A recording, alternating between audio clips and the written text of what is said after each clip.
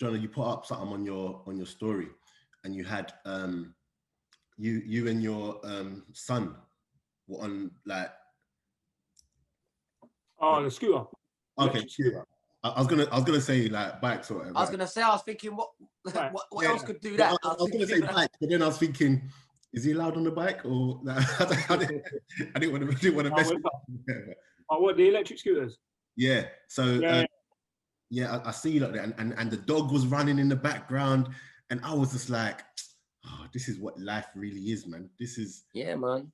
I said to you before though, I said when you come up and we done that little bit of content you done, I said people always ask me, would I move back to London when I finish playing football?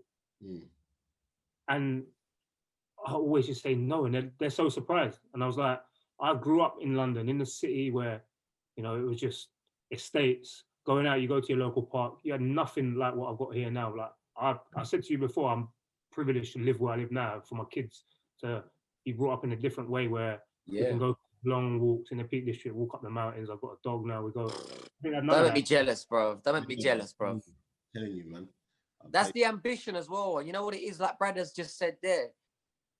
When we were young, it was like my mum would open the door and say, go out, get on your BMX. And everything was a concrete jungle. But then there'll be this one little park with a football cage in it. Someone would bring a ball. It would be some dead ball, leather ripping off. You'd have a little bit of the bubble poking out. You know, you've only got like half an hour to play before the ball pops.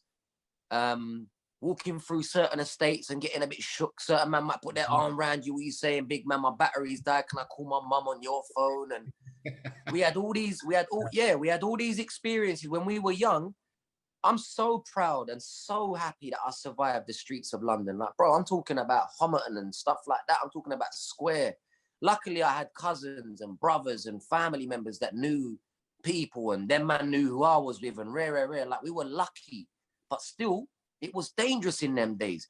For Brother's kids, Brothers must feel like there's a weight lifted off his shoulders, that his kids can just literally grow up in a beautiful place full of trees and land and rivers and fresh air. Because I'll be honest to you, man, like I took a step back from London the other day, went on a bike ride. We done a loop all around Catty Sark, Greenwich, come back into the city. But we were quite far away near like Thames Barrier. And I looked into the city, and I don't usually look at the city from that view.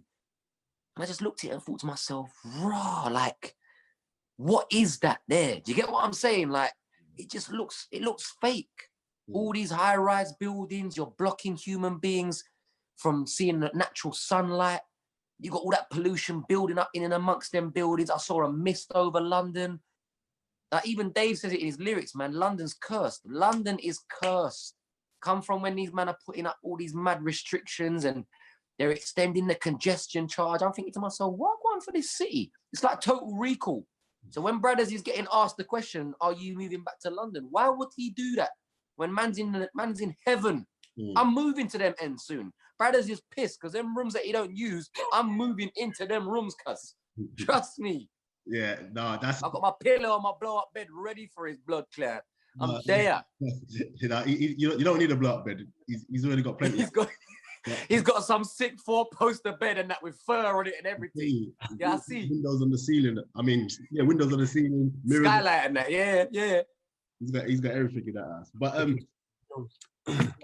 with you on that one, man. Like, that's always been the goal, man. Like, when you grow up, how you grow up, and you know it's and you learn more and you experience more life. There's that thing where you don't want to stay in that. Do you get what I'm saying? You don't. And we had to do it so that our offsprings and whatever wouldn't have to. So I'm with you on that, man. That as soon as I can, for where I want to go and for where I want to and for what I want to do, I have to be in London right now.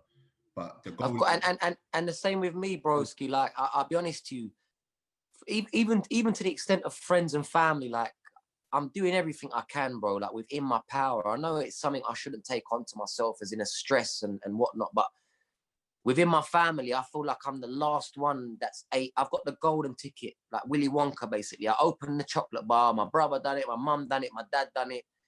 My dad hustled for years. My dad lives in Cyprus now. I'm so glad he lives out there and whatever, but my mum lives in the ends.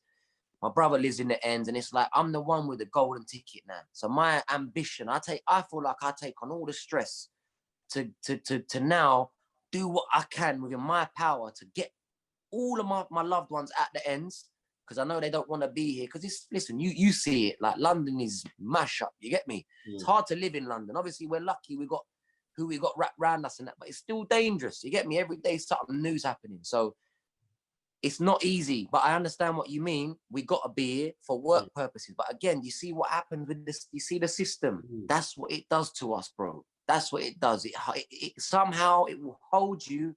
You can't go nowhere because you got to stay here. You know why you got to stay? Because you earn your bread here. That's the whole thing about it. Do you get me? So it's fucked, man. It's fucked. They expect people not to suffer from anxiety and depression. And that's why I do a lot of yoga and meditation, because see me, like I'm not afraid to admit that I suffer from anxiety and depression, and it's always the thought of where you're going to get this from next and how's that going to work and rare. So that's why I became the person that I am today. I know certain men turn their nose up to it, but through my diet and everything else that I'm doing, it's given me clarity. So it does help you a little bit. It helps you survive in this mad city, if you get what I'm saying to you. Because in and amongst man them bunning weed and doing the gear and all that stuff, you're thinking to yourself, fuck, you know, because certain men are just digging their own grave as it is. You get me? All this stuff here is longevity. I know man them look at it like it's boring. Like, no, man, grab yourself a little Red Bull and that. Nah, little bit of longevity, because I need to be able to chase brothers around the forest and peak this shit when I get there. You get what I'm saying? Yeah, man, I totally hear that. And with your anxiety and everything, like at what point did you realize you maybe suffer from it? Because like you said, these are things growing up that you don't really talk about. You can't really go to man and say, I have anxiety, you know, I think I might, you know, suffer from depression and whatnot. At what point did you realize I might have an issue here? Boy, breaking down, that's at that point, I guess, like to my own mum and that, like you do it in it, you know, when it just gets to the point where you just don't know who else to turn to or like what to say, like it happens, you know. And when you're in the industry that we are, when you're working so hard and you feel like you're not getting to where you want to get to, stuff like that starts to sort of pile up on you.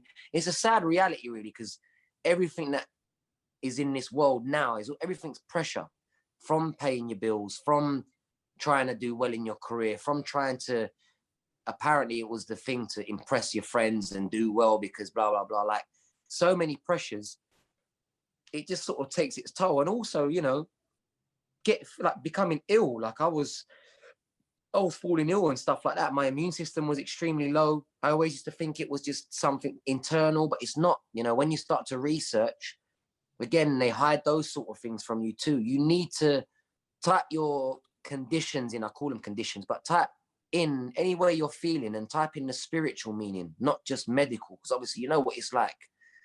P Money, I rate him, he done a tune about saying that man was stuck at home Googling symptoms, rare. Google ain't going to give you the honest advice and whatever. So you have to go down the spiritual route and find out your chakras and your energy. And I just found out that it was blocked emotions, if you know what I mean. Like when you have anxiety and depression and you feel like certain things ain't going for you, that's when things trigger, and that's when you start to get, you know, hot sweats and you start feeling really sad. You don't want to come out of your yard. You don't want to see your brethren and rare. So I guess those times, I'm fine now, touch wood. I'm so happy. And I realize that gratefulness is the most important power that we have. You know, if you're not grateful, especially, man, like I see all these nasties just come back. I don't know where he went to, but like these African kids, bro. Yeah, I see that. These African kids, man, getting excited, holding plates to go and get food and queuing up to get food. And I think to myself, what? Who am I to even sit here and complain about anything when I've got a roof over my head? I've got a lovely yard. I've got a nice car. I've got friends. I've got money in my bank. Granted, you might want loads more money in your bank, but it's not, you can't have that thought process. You're meant to be, Jim Carrey's my idol, and Jim Carrey said it, man, you live in the now, whatever's happening right this minute, because ultimately I could have a heart attack right now and die, and nothing else matters. Not my past, not the future. But I had this thing in me, I don't know if you've ever experienced it, brothers, but you think so far ahead.